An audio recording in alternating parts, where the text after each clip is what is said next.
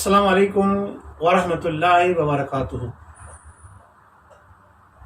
بسم اللہ الرحمن الرحیم۔ اللہ کے نام سے شروع جو بڑا مہربان نہایت رحم والا ہے۔ ورفعنا لک ذکرک، پروگرام باتیں کھری کھری میں آپ کا میزبان MS اطہر قریشی BBC urdu.live کے ساتھ۔ میرا سلام میرے ملک کے دانشوروں، قلم کاروں، صحافیوں اور ملک کے معماروں، بالخصوص میری سرحدوں کے محافظوں اور طاقت کا سرچشمہ عوام کے نام۔ ناظرین، آج کی کھری کھری باتوں میں سب سے پہلے میں عوام پاکستان کو مبارکباد دینا چاہتا ہوں، مسلمانان پاکستان کو مبارکباد دینا چاہتا ہوں کہ حکومت نے جو اقلیتی کمیشن کے اندر قادیانیوں کو شامل کرنے کے لیے ایک جنگ چھیڑی تھی، بالآخر فتح اس کے اندر میرے ملک کے مسلمانوں کی ہوئی۔ ناظرین، یہ سلسلہ گو تو ہماری موجودہ حکومت نے بڑی تیزی سے شروع کیا ہے، اور یہ پہلی مرتبہ نہیں، یہ تیسری اس پہ مات ہوئی ہے اس حکومت کو۔ لیکن میں یہاں یہ بات کہنا چاہتا ہوں کہ آیا اس پرفتن دور کے اندر جب دنیا بھر کی تمام حکومتیں اپنی عوام کو ریلیف دینے میں لگی ہوئی ہیں اور ان کے بہتر مستقبل کا سوچ رہی ہیں، ایسی صورت میں ہماری حکومت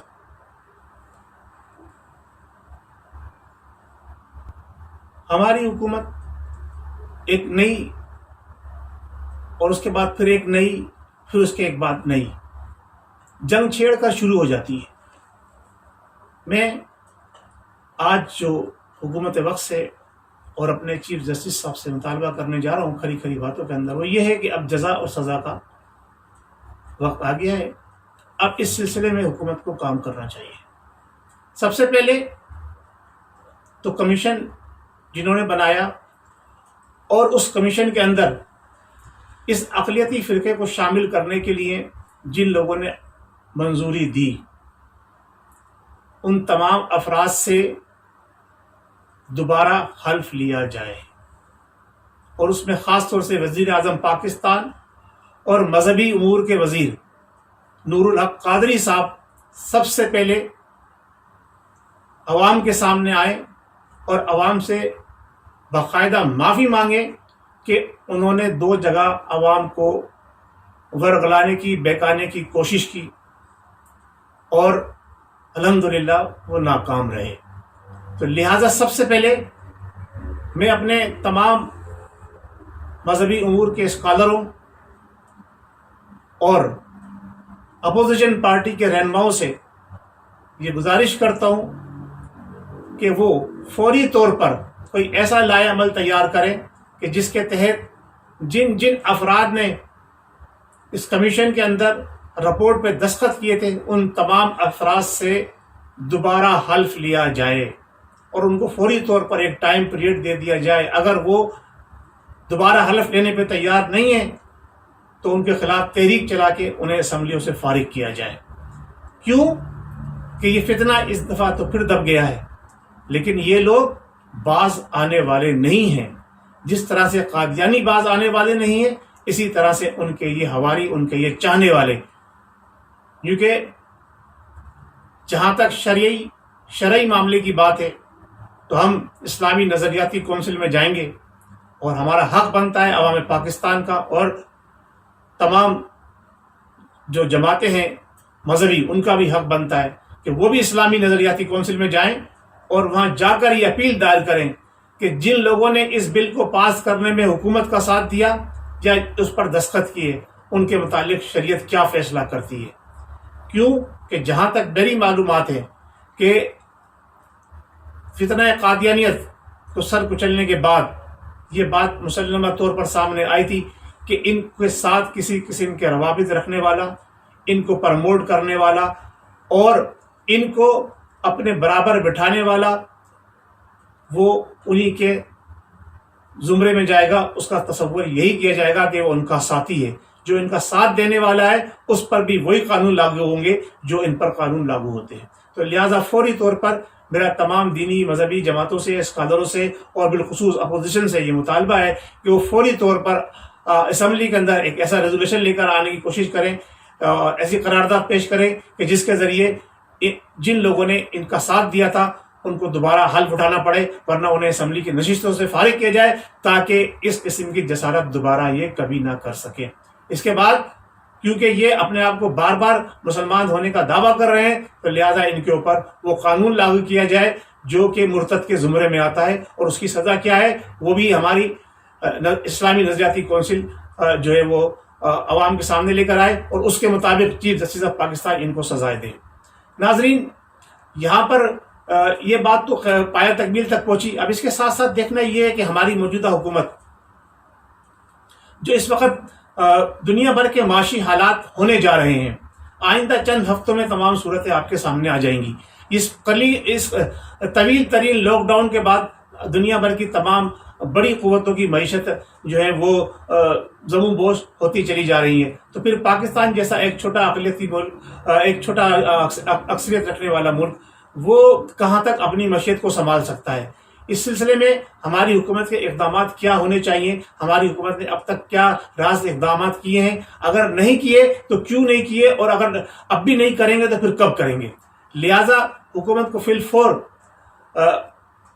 انسانوں کو بھوک سے بچانے کے لیے، بالخصوص پاکستان کی عوام کو بھوک سے بچانے کے لیے ایک ٹاسک کمیٹی بنا کر اس کو ٹارگٹ دینا چاہیے کہ وہ سب سے پہلے تو جتنا بھی ہمارا جو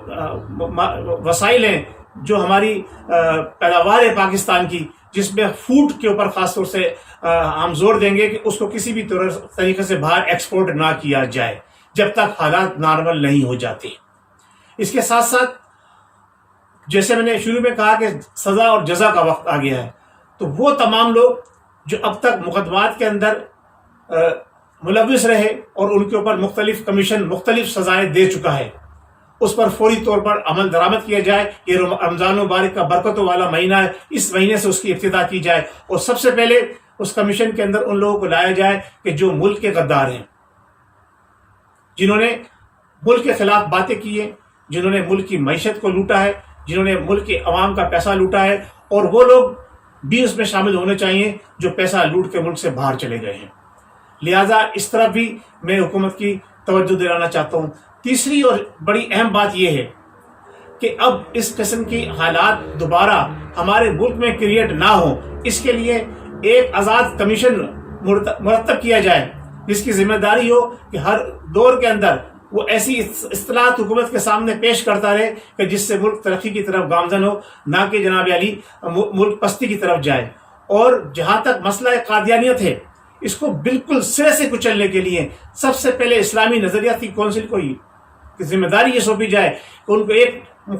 ٹائم ان کو دیا جائے، ایک ٹائم فریم دیا جائے، 40 days 50 days 60 days whatever جو حکومت سمجھتی ہے، کہ وہ ان تمام قادیانیوں کو جو مختلف اداروں کے اندر مختلف سیٹوں پر بیٹھے ہوئے ہیں، ذمہ دار عہدوں پر بیٹھے ہوئے ہیں، ان کی فل فور نشاندہی کی جائے اور ان کی کڑی نگرانی کی جائے. اگر وہ ایسے حساس اداروں میں موجود ہیں کہ جہاں پر لائن اینڈ آرڈر کا مسئلہ آتا ہو، جہاں سے ملک کی معیشت کو، جہاں کے ملک کو نظم و ضبط کو نقصان پہنچ سکتا ہو، تو ان کو فوری طور سے وہاں سے نکالا جائے. میں یہ نہیں کہتا کہ جناب علی ان کو بے روزگار کر دیا جائے، لیکن ان کو ان عہدوں سے ہٹا کر ان کو گھر بٹھا کے پینشن دے دی جائے. جہاں پاکستان کی عوام اتنے ٹیکس دے رہی ہے، ایک ٹیکس اور دے دے گی ان کے لیے، لیکن ان کو کسی کلیدی عہدے پہ اب برداشت نہیں کرے گی. اب وقت بہت گزر گیا، اب پانی سر سے گزر چکا ہے، اب ہم اس کوشش کو دوبارہ ملک کے اندر ابھرنے نہیں دیں گے. یہاں پر میں ایک بات آپ سے عرض کرتا چلوں کہ آئندہ آنے والا دور جو 5G کی طرف جا رہا ہے، اس کے سد جواب کے لیے ہمارے ملک کے وزیر اعظم، ہمارے پیارے وزیر اعظم عمران صاحب نے کیا کیا ہے. جب بل گیٹ سے عمران صاحب کی ملاقات ہوئی تھی، اس حوالے سے انہوں نے کوئی اعلامیہ جاری نہیں کیا. کیا انہوں نے اس بات پہ رضامندی ظاہر کر دی تھی کہ جو سپر پاور، جو بڑی قوتیں انسانیت کو قید کرنے جا رہی ہیں، کرونا وائرس کی آڑ میں جو انہوں نے گیم کھیلا ہے اور ویکسین پلا کے ہمارے مردوں کو اور عورتوں کو بھانج کرنے کی جو کوشش کی ہے، کیا یہ بھی اسی سلسلے کی ایک کڑی نہیں ہے کہ اب ملک کے اندر 5G لانچ کیا جا رہا ہے اور کرونا وائرس سے بچاؤ کے لیے جو ویکسین تیار کی جا رہی ہے، دنیا جان چکی ہے اب اس بات کو کہ یہ بڑی قوتوں کی ایک سازش پوری دنیا سے انسانیت کو، وجود کو کم و بیش 1/3 کے مقابلے میں ختم کرنا ہے. یعنی 1 ارب سے بھی زیادہ مسلمانوں اور اس دھرتی پہ بسنے والے ان غریب لوگوں کو جانوں سے کھیلنا ہے اور ان کو جو ہے وہ ختم کرنا ہے، تاکہ وہ آئندہ جو لوگ بچ جائیں ان کو ویکسین کے ذریعے ان میں جو چپ انجیکٹ کریں گے اس سے کنٹرول کر کے وہ انسانیت کو اپنے کنٹرول میں کر کے جو یہودیت کا پلان ہے اس پر عمل پیرا ہو سکے.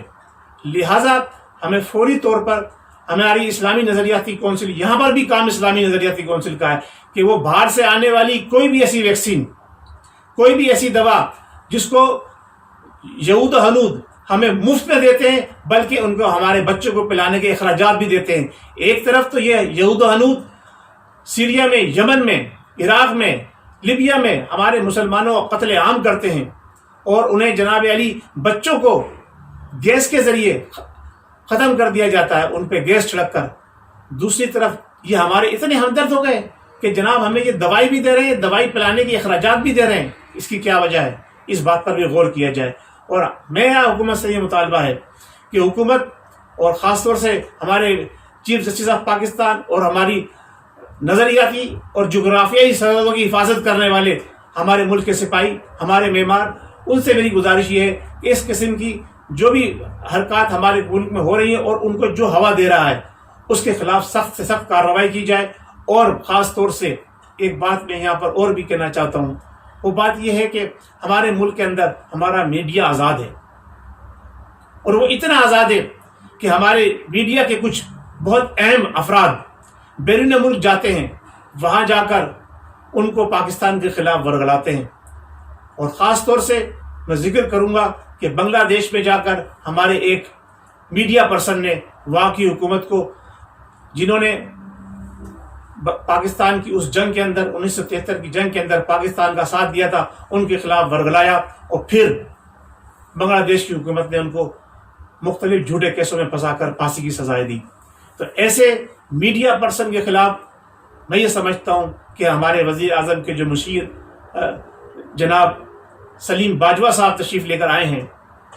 وہ اس میں معاون کردار ادا کر سکتے ہیں کہ یوں کہ ان کا تعلق ایجنسیوں سے رہا ہے، انہیں بہت اچھی طرح پتہ ہے کہ میڈیا کے اندر کون کون لوگ پاکستان کے خلاف سازشیں کر رہے ہیں. لہٰذا ان کو بے نقاب کر کے ان کو بھی ہینگ کیا جائے، باقاعدہ چوراہوں پر ان کو لٹکایا جائے جو پاکستان کے دشمن ہیں، جنہوں نے پاکستان کو لوٹا ہے، جو یہ کہتے ہیں کہ پاکستان نہ کھپے، جو یہ کہتے ہیں کہ ہم اینٹ سے اینٹ بجا دیں گے، ہم اپنے فورسز کے اداروں کی اینٹ سے اینٹ بجا دیں گے. ان کو عبرت کا نشان بنانے کا وقت آ گیا ہے. وزیر اعظم پاکستان صاحب، آپ بھی ہوش کے ناخن لے لیں. آپ سے بھی گزارش یہی ہے کہ آپ اپنا قبلہ اگر ابھی بھی درست نہیں کریں گے تو پھر یہ سوچ لیں کہ مجیب الرحمان کا حشر کیا ہوا تھا. یہ قوم اب چین سے بیٹھنے والی نہیں ہے، یہ آپ کی سازش کو بہت اچھی طرح سمجھ چکی ہے. آپ کے پاس وقت ہے، آپ کو وقت دیا جا رہا ہے کہ ایک دفعہ پھر آپ توبہ کر لیں اللہ تبارک و تعالیٰ کی بارگاہ میں، اور دوبارہ حلف اٹھا کر آپ جو ہے اسمبلیوں کو چلانے کے لیے میدان عمل میں نکل کر آئیں. اور جو آپ نے تصور پیش کیا ہے کہ پاکستان کو ہم اسلامی خد و خال میں ڈھال کر ہم مدینے کی ریاست کا تصور دیں گے، اگر آپ اس پر نہیں آتے تو آپ نے اس کا مطلب قوم سے جھوٹ بولا ہے. اور آپ نے جو وعدے غیر مسلموں سے کیے تھے، جس میں سکھوں کا وعدہ آپ نے پورا کر دیا، قادیانیوں سے جو وعدہ کیا تھا ان کو آپ نے 2 مرتبہ چانس دیا ان کو حقوق دلانے کا، ان سے بھی وعدہ پورا کر دیا. لیکن اب جو آپ نے وعدے اپنی مسلم قوم سے کیے تھے ان کے پورا کرنے کا وقت آ گیا ہے. اگر آپ وعدہ پورا نہیں کریں گے تو آپ وعدہ خلاف کہلائیں گے، آپ جھوٹے کہلائیں گے. اور جھوٹوں کی سزا کیا ہے؟ کیا وہ جھوٹا اس منصب پہ قائم رہ سکتا ہے؟ نہیں رہ سکتا. یہ ہماری عدلیہ کو سوچنا ہوگا، یہ ہماری مقننہ کو سوچنا ہوگا. اب یہ فیصلے کا وقت آ گیا ہے، اب یہ گھڑی آ گئی ہے کہ ہم پاکستان کا جشن آزادی بجائے 14 اگست کے منانے کے 27 रमज़ान मुबारक को बनाएं, ताकि हम मदीने की रियासत का तस्वुर दे रहे हैं। तो जिस मुबारक महीने रमज़ान मुबारक में ये पाकिस्तान आज़ाद हुआ था, 27 रमज़ान मुबारक शब कदर की रात, जुम्मतुल मुबारक का दिन, हम उसी हवाले से पाकिस्तान की जश्न आज़ादी मनाएं। बहुत शुक्रिया। अस्सलाम वालेकुम व रहमतुल्लाहि व बरकातुहू। कुछ लोग मयारी और ब्रांडेड प्रोडक्ट्स लेना ही पसंद करते हैं, जैसे घर के लिए latest model fridge, AC, LED, washing machine, generator, UPS, microwave oven, laptop, smartphone, kitchen appliances और वो सब जो आपकी जरूरत है। इसलिए अल खलीज इलेक्ट्रॉनिक्स दे रहा है तमाम मयारी ब्रांड की मसनूआत आसान तरीन माहाना एक साथ में। एलईडी खरीदे 2500 रुपए में, स्प्लिट एसी 4000 रुपए में, फ्रिज 3000 रुपए में, लैपटॉप 4000 रुपए में, मोटरसाइकिल 3000 रुपए में, वॉशिंग मशीन 1000 रुपए में, मोबाइल 500 रुपए में, माइक्रोवेव ओवन 500 रुपए में। यानी अब जो जी चाहे ले जाए, कैश और आसान तरीन एक साथ पर, कम बजट का ultimate solution. Al खलीज electronics and furnitures, address गल्ला मंडी नज़द अली मेडिकल रायवन। कॉन्टैक्ट अब्दुल रहीम 0332 789 5000।